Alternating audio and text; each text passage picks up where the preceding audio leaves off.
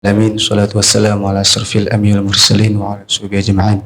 Subhanallah fitratil Islam wa kalimatil ikhlas wa ala nabiyyina Muhammad sallallahu alaihi wasallam wa ala millati abina Ibrahim hanifa wa ma kana minal musyrikin.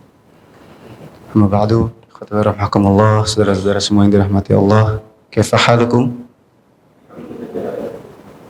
Kaifa halukum? Semangat semua? Habis motivasi. Wah, semangat loh, semangat gitu ya. Itu gaya training ya, kalau ini kan apa gaya kajian, jadi slow aja ya. Gak usah lompat-lompat ya. Kemarin ikut training kan ya, kalau training kan bisa lompat-lompat ya. Angkat-angkat tangan ya. Tapi kemarin beliau gaya ini, gaya majelis taklim. Beliau ternyata punya pelatihan juga ternyata. Public speaking tapi.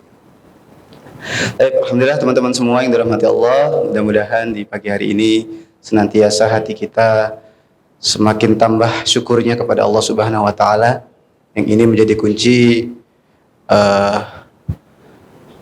yang menguatkan kita untuk terus berada di jalan ini, mudah-mudahan yakni syukur kita yang terus bertambah seiring dengan bertambahnya usia, bertambahnya pengalaman, dan yang gak kalah penting adalah bertambahnya ilmu. Maka sejatinya kalau kita mau runutkan perjalanan kita semua dari yang mungkin tidak tahu menjadi tahu gitu ya, maka dari ketahuan itu apa kemudian yang bisa kita lakukan.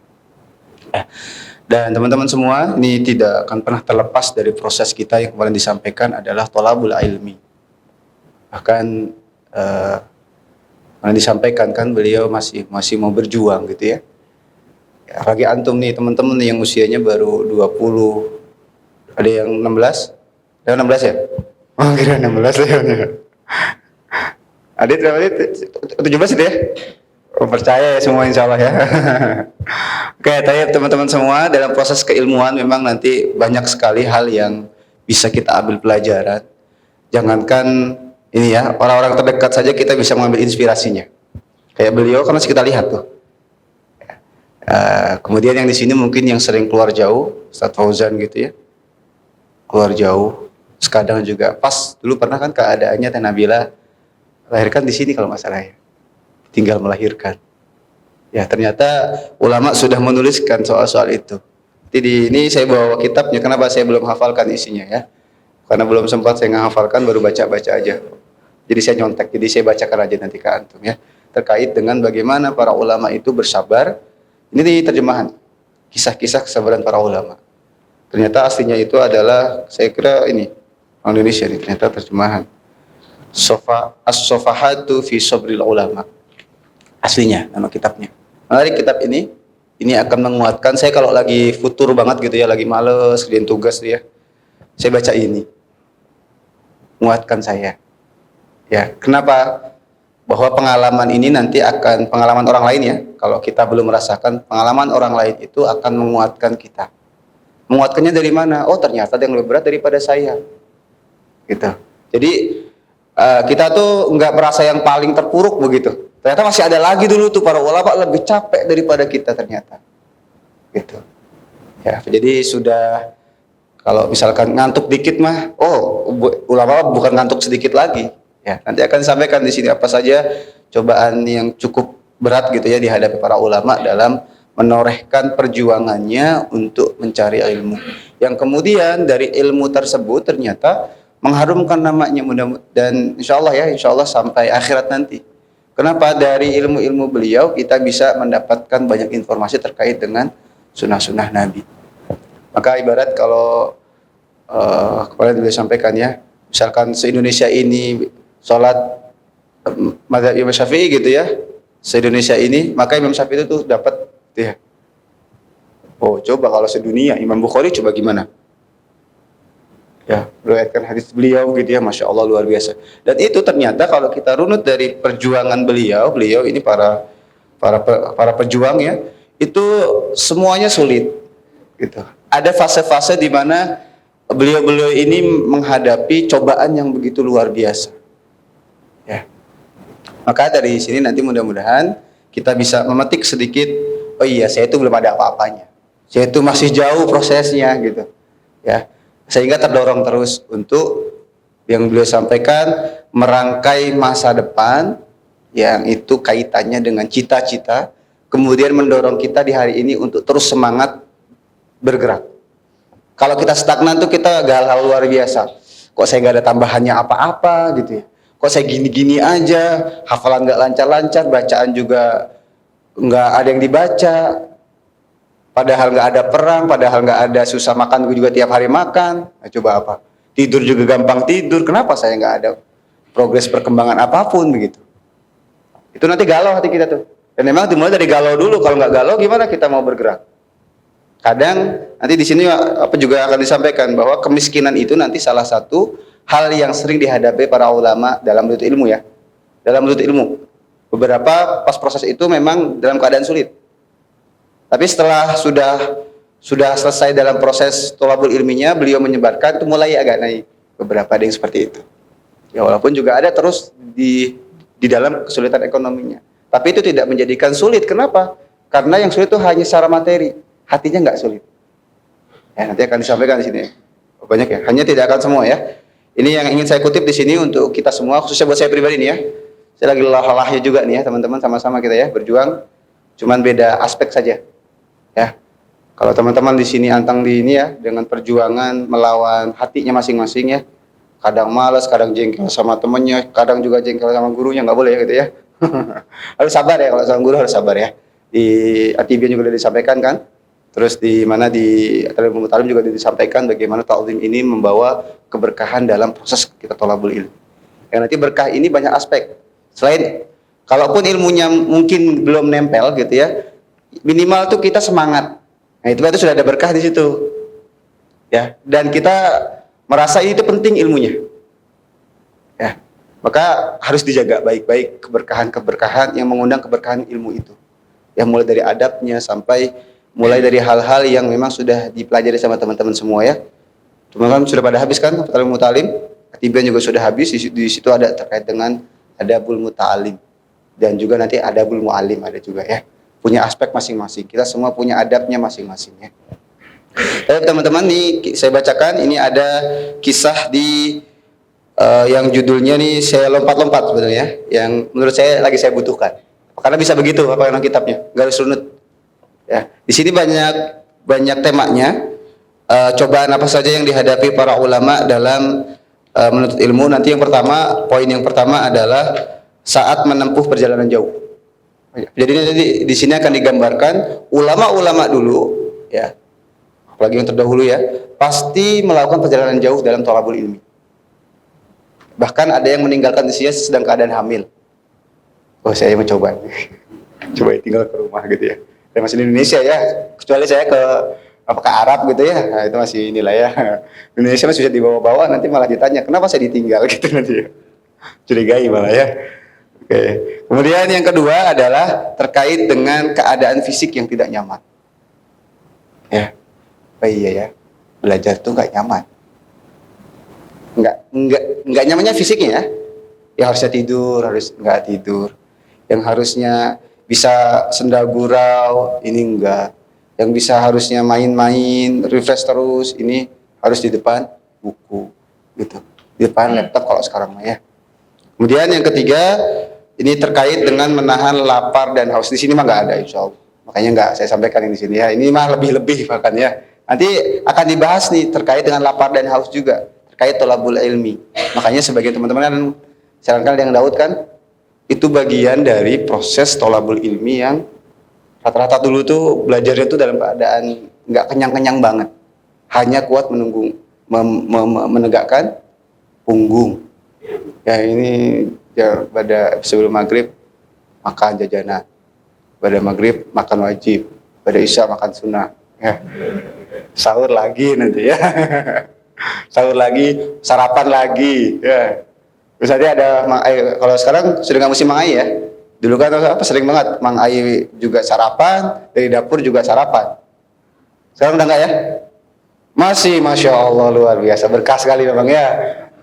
Pantes sebulan 1-2 kilo nambahnya. Saya setengah tahun aja sekilo aja nggak nambah saya. Ya. Kemudian yang selanjutnya adalah kehabisan bekal. Ya makanya nanti kalau misal teman-teman misalkan habis ini kuliah gitu, duitnya habis tuh nggak usah galau. Dulu juga begitu para ulama. Ya, misalkan nanti ada lanjut kuliah nih, misalkan lanjut kuliah gitu ya, ataupun di sinilah ya, jangan kuliah dulu di sini. Kok duit saya serot ya gitu? Iya maklumi, kenapa kita sedang belajar, gitu ya. Kenapa nanti terkait dengan ini akan disampaikan di sini ya. Mudah-mudahan antum pada semangat mau bacanya. Kenapa eh, kekayaan ini nanti menjadi hal yang cukup merepotkan untuk tolabul ilmi ya, kasusnya tolabul ilmi ya, tolabul ilmi. Karena ini saya lihat dengan teman-teman saya yang dapat LPDP. Orang-orang LPDP kan biasanya bulanan sudah dapat itu. Bulanan dapat lebih daripada bulanan saya. Hebat ya, padahal dia sendiri. Ya, uang buku ada lagi sendiri ya. Uang pulang pergi ada lagi sendiri. Makanya saya lihat ini beda memang. Ya, jadi kuliah tuh target aja, target nilai. Kalau udah nilai tuh galau luar biasa, tapi kalau pas kosong foya-foya dia. Ya, sebagian. Yang ini memang, khususnya yang bareng dengan saya. Gitu. Kemudian selanjutnya adalah memperjuangkan kitabnya sampai menjual barangnya. Pentingnya punya buku. Ya, itu sampai menjual barang-barang. Itu poin-poin besar yang disampaikan di sini. Jadi kalau misalkan berminat teman-teman bisa beli online ya. Jangan punya saya ya. Di sini juga saya baca masalahnya ya. Jadi mudah-mudahan ini bisa menguatkan, dan ini ada 2 kisah paling ingin saya sampaikan ya. Ini saya ambil terkait dengan judulnya, ini saya belum cari PDF yang bahasa Arabnya. Karena kadang terjemahan dengan Arabnya itu kadang terjemahannya dengan metode terjemahan. Nanti memang terjemahan itu ada banyak teorinya ya. Saya baru belajar juga terkait dengan teori penerjemahan. Ada namanya teori penerjemahan adaptasi. Itu memperhatikan dengan bahasa target. Kan Arab, dia memperhatikan budaya bahasa Indonesia. Maka biasanya akan banyak tambahannya. Kenapa? Menyesuaikan keterbacaan yang di Indonesia. Kenapa? Kalau format Arab kan sudah beda struktur tuh. Depannya fiil, kita nggak ada. Kalau tiba Indonesia dengan fiil tuh nggak ada kita. Kecuali perintah, makanlah. Gitu. Kalau saya makan kan isim dulu tuh, saya isim ya, makan. Makanya nanti ada proses adaptasi. Kebanyakan penerjemahan yang enak dibaca itu adaptasi, makanya banyak tambahannya. Makanya terkadang butuh lihat Arabnya biar tahu aslinya gimana. Di sini judulnya itu saat tidur tak teratur dan jiwa enggan bersantai-santai. Dari sini aja kita sudah tahu ya. Wa talabul ilmi itu pasti tidurnya nggak banyak, bukan nggak teratur ya, nggak banyak. Kalau yang banyak berarti dipertanyakan status tolibnya, gitu ya. Sini ada yang tidurnya banyak, ada tuh katanya ya. Pertanyakan, saya tolabul ilmi bukan ya, gitu ya. Kalau masih banyak ya, mulai menyadari diri bahwa saya tuh harus sedikit tidurnya. Tapi bukan ngobrol, murojaah kalau di sini, baca buku. Kalau kebanyakan, ya wajar, nggak lancar-lancar tuh mungkin ya. Wajar nggak ada peningkatan apapun. Kenapa? Tidurnya kebanyakan. Ya. Nah, terkait dengan jiwa yang tidak bersantai ini, langsung disebutkan kisah Ibnu Abbas. Ya, yang disampaikan ini karena judulnya adalah tidur tidak teratur, baik tempat dan waktu kalau ini. Ya. Di sini disampaikan yang pernah mungkin sedikit dikutip ya pas lagi kita kajian, yakni Ibnu Abbas tidur di depan rumah para sahabat. Ya. Dan kita tahu beliau adalah sepupu Rasulullah. Nah, ini di dalam Al-Bidayah wa Nihayah beliau mengutip bahwasannya saat itu Ibnu Abbas selepas Rasulullah wafat mengajak orang Ansor. Bagaimana beliau mengajak? Beliau menyampaikan, marilah kita bertanya suatu ilmu kepada para sahabat Rasulullah. Pada hari ini mereka sangat banyak, ya. Maka seorang Ansor ini menjawab, Ibnu Abbas, kau ini aneh. Kenapa aneh? Wahai Ibnu Abbas, apakah engkau mengira orang-orang akan membutuhkanmu? Padahal di sini itu masih banyak sahabat. Nah, ini visionernya Ibnu Abbas ya. Saat itu kan masih muda Ibnu Abbas kan makanya. Nah, kemudian Ibnu Abbas mengatakan, pas sudah dijawab begitu gitu ya, sudah dijawab, berarti itu penolakan dari orang Ansar itu, nggak mau ngikutin. Maka Ibnu Abbas mengatakan, orang itu tidak berkenan. Maka aku pun maju sendiri, beliau nih, bertanya kepada para sahabat. Jika terdapat hadis yang aku dengar ada pada seseorang, maka aku pun datang ke rumahnya, walaupun ia sedang istirahat di tengah hari. Maka aku menghamparkan kainku di depan pintunya, melindungiku dari debu yang tertiup angin. Maka ia pun keluar dan segera melihat. Nah, sahabat ini bertanya, wahai sepupu Rasulullah, apa yang membuatmu datang ke sini? Mengapa engkau tidak memintaku untuk datang menemuimu? Aku menjawab, ya, Ibnu Abbas menjawab, tidak, katanya. Aku lebih berhak untuk datang kepadamu. Ibnu Abbas melanjutkan, aku pun bertanya tentang suatu hadis kepadanya. Nanti ada alasan kenapa beliau nggak mau mengetuk. Nanti ya, akan kita lanjutkan. Kemudian Ibnu Abbas melanjutkan lagi, di waktu berikutnya, orang Ansor yang tadi diajak nggak mau, berumur panjang. Yang tadi menyampaikan bahwa di tengah-tengah kita masih ada sahabat, ngapain juga kita ini gitu ya, ngapain juga kita capek-capek gitu. Nah, ternyata orang itu umur panjang sampai melihat Ibnu Abbas ini berkumpul dengan banyak orang. Maksudnya orang-orang itu berkumpul kepada beliau, ya. Dan orang itu berkata, anak muda ini lebih mengerti daripada aku, ya. Ini gambaran visionernya Ibnu Abbas. Mungkin sekarang serasanya nggak butuh. Makanya saya sering sampaikan, ya, ketika di taklif, ketika di halaqah, yang sekarang teman-teman dapati itu insya Allah 5-6 tahun mendatang kepake. Mungkin sekarang apa sih saya baca apa sih gitu ya, buat apa sih? Ya. Kenapa saya merasakan begitu, teman-teman, ya? Ini dari saya pribadi ya, yang nggak punya apa-apa gitu ya, maksudnya yang nggak punya kemampuan apa-apa gitu ya. Saya merasakan hal yang saya lakukan di 6-7 tahun yang lalu itu kepake betul sekarang. Bahkan sebelum ini 5-4 tahun setelah itu udah mulai kepakai. Kayak jurumiyah, ya. Saya belajar tuh usia 21. Itu awalnya baru setengah ngerti ini gimana. Terus terajarkan di usia 24 tahun. Kenapa? Karena kebutuhan tempat waktu itu, nggak ada yang ngajar bahasa Arab kecuali saya. Ya. Maka sekali lagi, ketika teman-teman menghadapi sesuatu, mengerjakan sesuatu di hari ini yang mungkin kerasanya kurang manfaat, tapi itu sudah di hadapan teman-teman gitu ya, insya Allah itu manfaat suatu saat nanti. Apalagi yang urusnya dengan keilmuan. Kayak misalkan qiraat nih, ya. Mungkin sekarang buat apa sih teman-teman gitu mungkin ya. Lupa lagi kan. Gitu ya. Tapi insya Allah apa nanti akan ada manfaatnya. Kalau saya prediksi mungkin suatu saat nanti gitu ya, teman-teman akan dihadapkan di majelis qiraat. Terus kan Ustaz Saiful sudah sering buka kitabnya tuh. Oh, saya tahu kitabnya nih. Kenapa? Ternyata kitab itu jarang yang tahu loh. Saya baru tahu pas keluar kemarin, jarang yang tahu kitabnya ternyata. Tapi dulu bisa dapat. Ya, itu makanya semangat aja terus gitu ya. Apapun yang mungkin sekarang belum terpakai, insya Allah suatu saat nanti terpakai.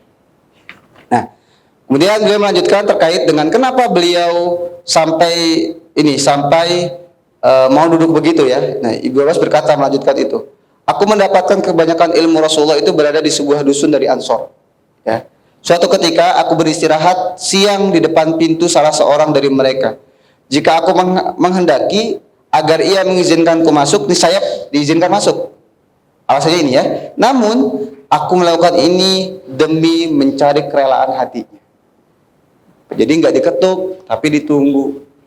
Apa tujuannya? Mendapatkan kerelaan hati. Jadi kata kuncinya adalah mendapatkan kerelaan hati. Kalau sekarang mah mungkin di Indonesia mah agak beda mungkin ya. Budayanya rada berbeda. Diketok pun kita nggak ada masalah sebetulnya. Tapi harus kita garis bawahi, gimana guru kita itu rela dengan kita. Itu yang paling penting garis bawahnya. Kan beda-beda setiap guru mah, kerelaannya kan beda-beda, tergantung karakternya masing-masing. Maka bagaimana kita menyesuaikan agar guru kita itu rela dengan kita, ridho dengan kita. Ya, saya sudah sering sampaikan, ini agar gurunya mau totalitas memberikan apapun yang dimiliki untuk kita. Kita sudah rasakan kan gimana kalau guru itu sayang sama kita ya? Luar biasa, diperhatikan betul, disesamai, diberi nasihat yang terbaik, pokoknya yang terbaik buat kita sebetulnya. Ya. Dan itu juga ternyata juga dilakukan oleh tabi'in, Urwah bin Zubair. Beliau juga melakukan seperti itu. Beliau mengatakan, aku mendengar sebuah hadis ada pada seorang laki-laki dari kalangan muhajirin.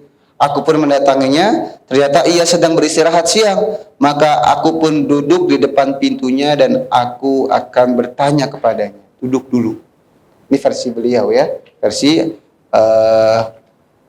Urwah bin Zubair. Jadi dari sini kita perlu merenungkan teman-teman semua terkait dengan keadaan kita ya. Di sini ada keadaan yang tidak nyaman dalam proses tolabul ilmi. Jadi kita harus sadari itu. Jadi kalau kita ngantuk, capek, berarti proses kita berhasil tuh. Prosesnya berhasil. Ya, dan kan yang kita carikan prosesnya, hasil kan Allah yang menentukan. Gitu ya. Kecuali memang sudah betul-betul terpaksa ya sudah gitu. Hak tubuhnya perlu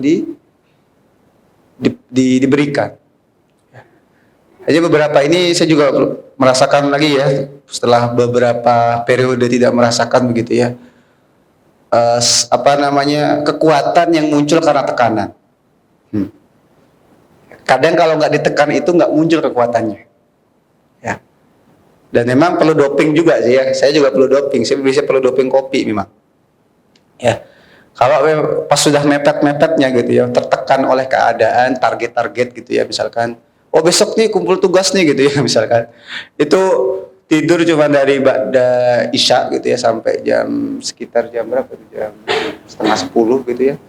Itu sampai menjelang subuh lanjut kuliah sampai sore.